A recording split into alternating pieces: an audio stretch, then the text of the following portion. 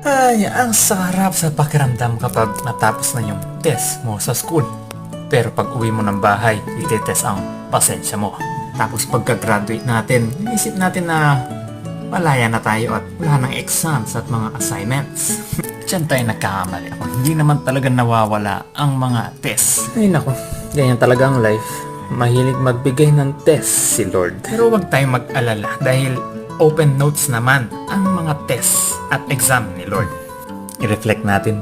Wala pa pagkabata tayo na ay nagagabayan at natuturuan na ni Lord sa pang-araw-araw upang maging matatag at maging mahusay manampalataya at naka-open notes tayo dahil kailangan lang nating buksan ang ating mga isip at puso para sa Kanya.